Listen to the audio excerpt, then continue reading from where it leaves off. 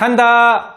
네, 오늘 다뤄볼 주제는 선생님이 평소에 너무너무 하고 싶었지만 여건상 하지 못했던 살에 관련된 얘기입니다. 살하고의 전쟁이라고 할까요? 그 전쟁을 이기는 법 알면 충분히 이길 수 있습니다. 그런데 몰라서 무식한 얘기를 많이 하더라고요. 너무 안타깝습니다. 선생님이 체육교사를 하면서 가장 많이 들었던 질문이 선생님 어떻게 하면 살이 빠지나요? 이 부위를 빼고 싶은데 어떻게 해야 되나요? 이것만 하면 되나요? 광고에 보니까 3세트씩 이것만 하던데 이것만 하면 진짜 살이 빠지나요? 윗몸 말아 올리긴 했는데 허리가 너무 아파요. 안타까운 말. 선생님 저 일주일 동안 완전히 굶어가지고요. 뺐어요. 겁나 안타깝습니다. 그거 한 3일만 지나면 다시 찌거든요. 찔 수밖에 없습니다. 왜냐하면 잘 모르고 뺐기 때문에 그래요. 그렇게 극단적으로 빼는 상황이 있을 수는 있죠. 뭐 내가 결혼식을 한다거나 아니면 내가 연예인인데 방송 출연 때 무슨 노출을 해야 된다거나 뭐 촬영을 해야 된다거나 기념일을 위해서 행사가 있어서 그 날을 위해서 살을 빼야 된다 하면 안 먹고 해서 극단적으로 뺄 수는 있겠지만 지속 가능한 입장에서 보면 넓게 바라보면 그렇게 빼면 안 됩니다. 알고 빼셔야죠. 그래서 오늘 하고 싶은 말은 몸에 관련된 거라 다양하고 복잡할 수 있어서 제대로 하려면 정말 몇 차시를 해야 되겠지만 이번 차시 딱 한 15분 정도만 해서 정말로 살에 관련된 몸에 관련된 핵심 개념 이걸 정도를 알아야 여러분들이 운동을 하거나 먹는 거에 있어서 그나마 조금은 알고 먹고 알고 운동을 할 것 같아서 수학으로 말하면 개념 원리, 핵심 원리만 딱 간단하게 짚고 넘어갈 수 있도록 하겠습니다. 제목을 뭘로 질까 하다가 살코기. 여러분들 고기를 먹으면서 살을 뺄 수 있습니다. 알면요. 네, 정식 표준어는 살코기래요. 네, 짚고 넘어갑니다. 자, 그러면 어떻게 하느냐? 균형, 3박자가 맞춰야 됩니다. 무슨 박자냐?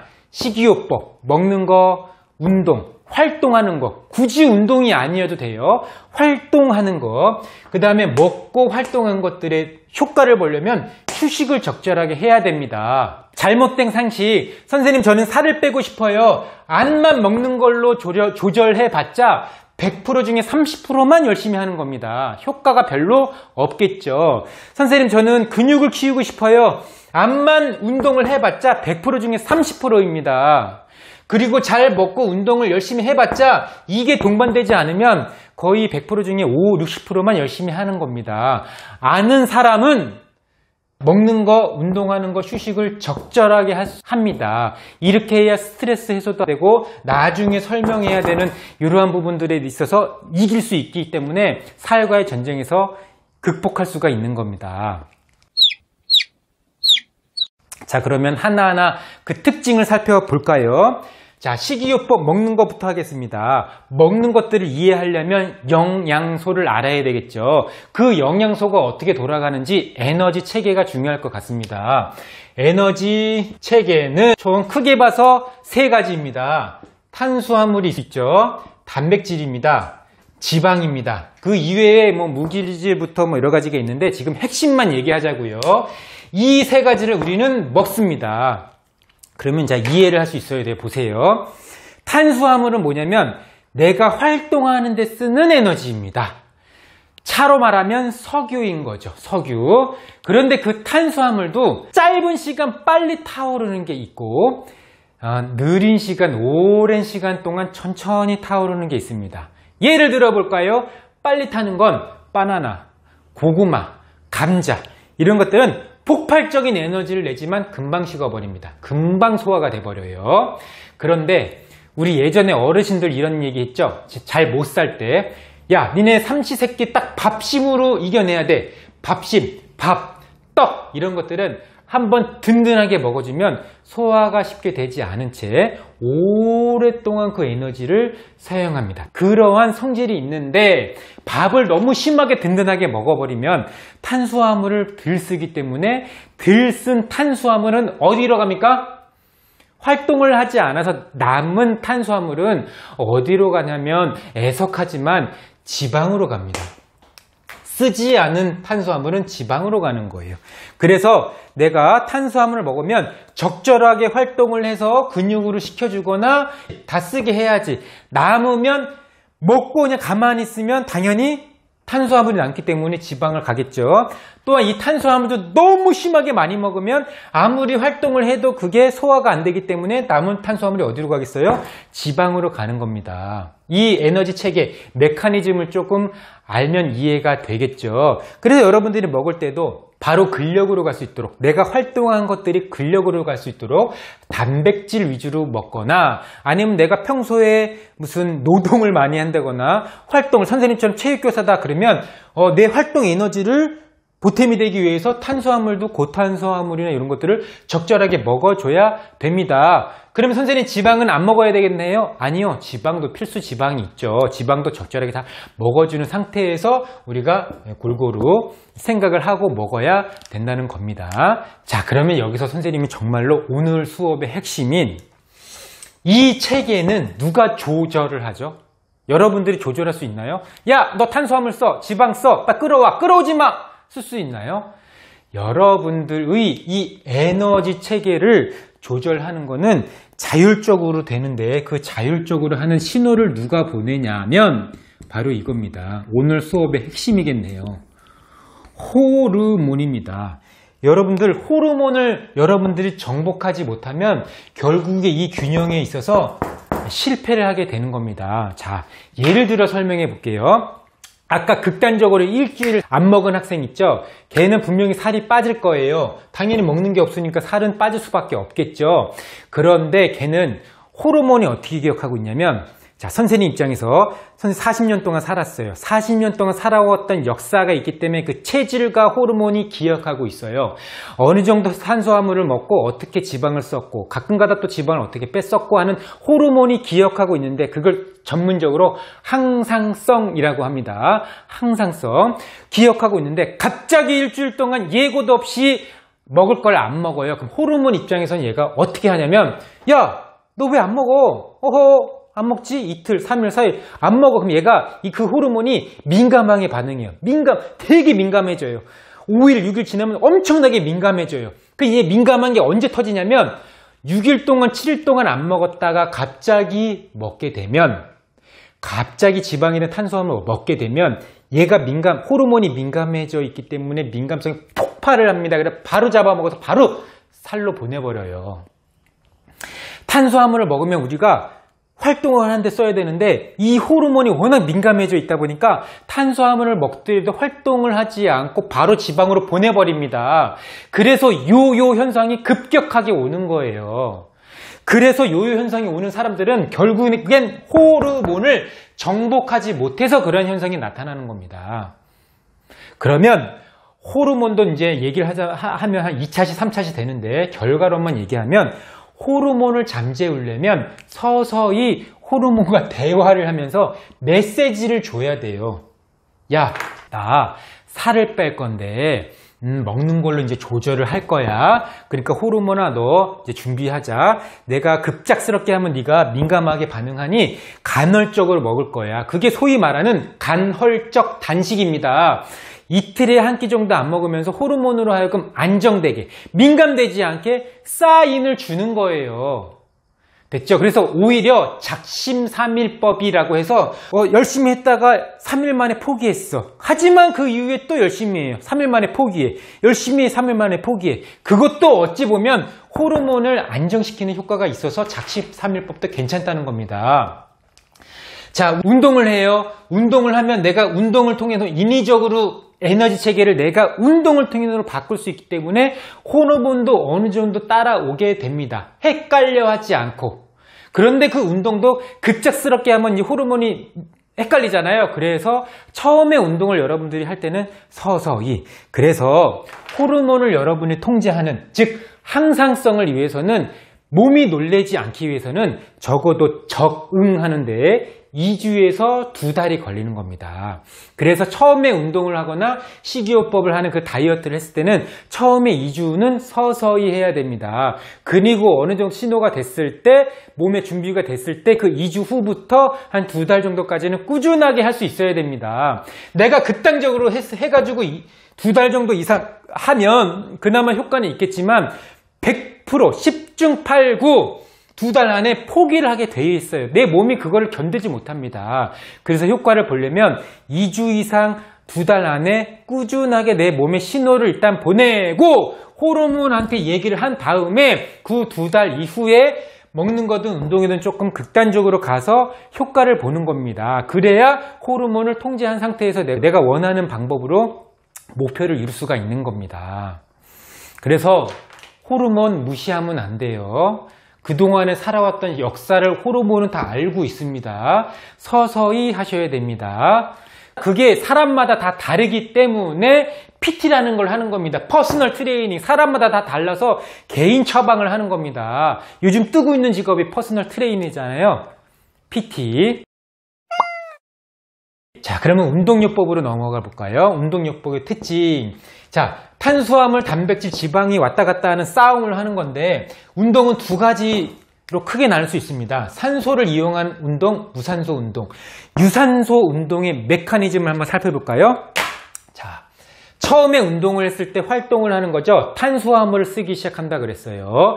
연구를 해봤더니만 내가 최대로 할 수 있는 거에 60% 정도의 강도로 운동을 하면 40분 정도면 탄수화물이 고갈이 된대요. 내 몸에서. 그 고갈이 되는 시점에 내 몸에서 뭐가 발동해? 호르몬이 또 나와서 뭐라고 얘기하냐면 신호가 옵니다. 이렇게 신호가 와요. 아, 도저히 못 뛰겠다. 아, 도저히 못하겠다. 수영? 아, 도저히 못하겠다. 신호가 와요. 그게 내 몸에서 탄수화물이 고갈이 된 거예요. 야, 너 탄수화물이 고갈됐으니까 너 이제 더 뛰면 넌 죽어. 안 돼. 라고 이제 신호가 오는 거예요. 근데 우리 몸은 진짜 죽습니까? 진짜 쓰러져요? 아니에요. 그 힘든 가운데서 5분, 10분, 15분 더 하면은 내 몸에서 뭐가 끌어와요? 탄수화물이 다 떨어졌기 때문에 지방을 끌어오기 시작하는 겁니다. 그런데 이 지방은 깊숙하게 이제 저장이 되어 있던 것을 끌어오다 보니까 아무래도 내 몸에서는 힘들죠. 쉽게 쓸 수 있는 탄수화물이 아니기 때문에. 그래서 지방을 쓰고 있는 동안 운동을 했을 때는 몸이 힘든 겁니다. 그 힘든 것을 알고 5분, 10분 견디면 지방을 쓸 수 있는 거예요. 자, 지방을 끌어옵니다. 지방을 끌어오면 그 지방이 끌어와서 중간에 하루 정도가 지나면 그게 이제 젖산이 됩니다. 젖산이 소위 말해서 뭐냐면 여러분들 잘 아는 알이 배기는 겁니다. 그 알이 다시 24시간이 지나면 분해가 돼서 소규모의 단백질로 변하는 겁니다. 근력이 생기는 거예요. 그럼 메커니즘이 뭐예요? 지방이 24시간 후에 알이 배기고 그게 다시 24시간 정도 후가 되면은 근력이 되는 겁니다. 지방이 근력이 되는 거예요. 이따만한 5kg짜리 지방이 요만한 5kg짜리 근육, 단백질이 되는 겁니다. 그런데 적어도 48시간 동안에 이런 과정이 있어야 되겠죠? 그 과정이 있으려면 휴식을 해야 된다는 겁니다. 그 부위 운동을 했으면 쉬어야 된다는 거예요. 아무 생각 없이 막 근육을 혹사시키지 마세요. 그렇게 휴식을 해야 그러한 메커니즘으로 지방이 단백질로 되는 겁니다. 그게 유산소 운동, 즉 탄수화물을 고갈될 때까지 효과적으로 고갈시키고 그 이후에 사점, 되게 힘든 그 점을 지나고 난 이후에는 세컨드 윈, 지방을 나도 모르게 쓰는 조금 격간적. 그래서 운동을 할 때는 힘들다 신호가 오면 그 신호에 대해서 한 5분, 10분 정도 더 견디면 그게 결국에 지방을 쓰는 거다. 그게 결국에 운동에 효과가 있는 거다. 그게 결국에 3세트든 4세트든 10개든 20개를 했을 때 마지막에 못 들려고 했는데 마지막에 들었을 때 그게 운동에 효과가 있는 겁니다. 알고 운동하자고요. 자, 얘기 나온 김에 바로 무산소 운동을 넘어갈까요? 무산소 운동. 그 운동을 했을 때는 산소 없이 그냥 하는 거예요. 그러면 이제 근육이 키우는 메커니즘을 알아야 되는데, 자, 우리 근육은 근육 줄기가 이렇게 있고, 그 근육 줄기 안에 세포가 있는데, 이렇게 맞닿여져 있습니다. 이게 이완됐다, 수축됐다, 이렇게 하면서 움직이는 거거든요. 그러면, 자, 그 부위 운동을 했어요. 그러면 얘가, 갑작스럽게 파열이 되면 근파열로 안 되는 겁니다. 그래서 3세트든 4세트든 운동을 이렇게 세트별로 하는 겁니다. 이게 서서히 파열되게. 그러면 이렇게 수축 이완을 하면서 이게 파열이 됐어요. 파열이 되면 무슨 일이 발생하냐면 아까랑 똑같아요. 24시간 이후에 아까 말했던 그 지방이든 아니면 우리가 먹는 걸 토대로 먹는 것들이 딱 들어오면서 알이 배기죠. 그 알이 다시 24시간 지나면 뭐가 된다고 그랬어요?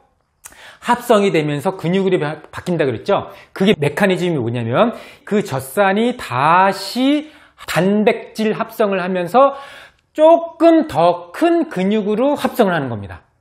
즉 내가 어느 정도의 강도를 계속해서 근세포 파열이 됐어요. 그럼 이게 합성을 다시 하면서 다음에는 똑같은 강도로 했을 때는 그 강도를 이기기 위한 합성 조금 더 커지는 거죠. 됐죠? 그러면 조금 더 커질 때 24시간, 48시간, 72시간의 휴식도 충분히 줘야 되고 합성을 했을 때 단백질 합성을 하기 때문에 단백질이 필요로 한데 그 단백질이 좋은 단백질이면 좋겠죠.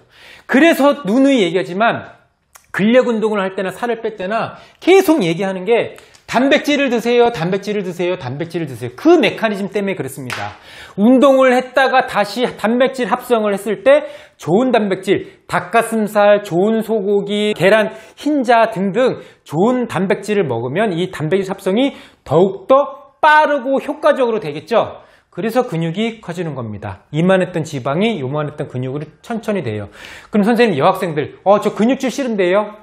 걱정하지 마세요. 그 정도 운동했다고 절대로 근육질이 되지는 않습니다. 지방이 눈에 안 보이는 근육으로 바뀔 뿐. 자, 그러한 메커니즘을 알아야 운동을 하면 처음에 탄수화물을 쓰고 이게 고갈이 되면 지방을 끌어다 쓰는데 끌어다 쓰고 먹는 것을 단백질 위주로 했을 땐 이 끌어다 쓴 것을 다시 회복할 때는 단백질 위주로 정말 빠르고 좋게 되는구나. 이 메커니즘을 알아야 여러분들이 먹는 것도 골고루 잘 먹으면서 어떻게 먹어야 되는지도 알고 운동도 유산소 운동을 할 때는 적어도 이렇게 걷는 것은 조금 쉬운 운동이니까 60분 이상 하고 사이클이나 자전거는 좀 어려운 운동이니까 30분 정도 그 다음에 수영은 하는 거에 따라 좀 다르지만 30분 정도는 꾸준히 해야 그 다음부터 에너지 체계에 의해서 운동의 효과가 있구나. 무산소 운동, 헬스 운동을 할 때도 세트 운동을 토대로 해서 근파열이 너무 심하게 되지 않은 상태에서 어느 정도 효과적으로 근파열이 돼야 다음에 내가 충분히 휴식 후에 단백질 합성이 돼서 원활하게 근육을 키울 수가 있겠구나. 알고 운동하자고요. 그리고 이러한 것들 60%를 잡아먹은 다음에 너무너무 중요한 휴식이죠.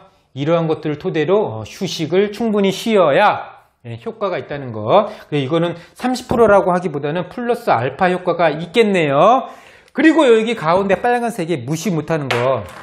자, 먹고 열심히 운동하는데 우리 택배로 치면은 택배 회사가 많아야 그 물량들이 이렇게 자주 오잖아요. 집에 빨리빨리 배달이 되잖아요. 택배 회사가 없으면 먹는 것들이나 운동을 한 것들이 빨리빨리 교환이 되지가 않아요. 빨리빨리 오지가 않아요. 그래서 내 몸에도 택배 회사가 있어야 됩니다. 그러려면 뭐예요? 물! 하루에 1.5리터 이상 먹어야 효과가 있는 겁니다. 운반이 빨리빨리 돼야 되고요. 그 다음에 이제 이러한 것들을 토대로 해서 비타민, 종합 비타민을 먹어줘야 이러한 것들이 또 효과가 있다고 합니다. 물과 비타민, 호르몬 정복할 수 있어야 되고 에너지 체계의 흐름을 알아야 되고. 자, 여기서 선생님이 더 막 말하고 싶은 게 있어요. 말하고 싶은 포인트는 뭐냐면 이제 뭘 먹어야 돼요? 운동하는데 구체적으로 어떻게 해야 되죠? 그 다음에 하루에 3끼만 먹으면 되나요? 6끼, 5끼 먹으면 안 되나요? 이런 얘기 또 하고 싶어요. 휴식은 또 어떻게 해야 되고 호르몬을 조금 더 어떻게 자세히 통제를 해야 되나요? 이런 얘기 하고 싶은데 오늘은 시간 관계상 좀 그렇고 여러분들이 원하는 파트가 있으면 그것을 댓글이나 EX부터 과제방에 올려주면 선생님이 참고를 해서 다음 수업 준비에 혹시나 가능하면 살코기에 관련된 자세한 내용을 좀 찝어서 부분별로 좀 할 수 있도록 하겠습니다. 귀뜸을 좀 주자면 하루에 3끼 먹는 것보다 6끼 먹는 게 살 빼는 데 더 도움이 됩니다. 궁금하면 댓글을 달아주세요. 네, 오늘은 여기까지만 하겠습니다. 알고 살 빼고 알고 몸의 균형을 맞춰서 건강합시다. 불금하세요. 수고하셨습니다.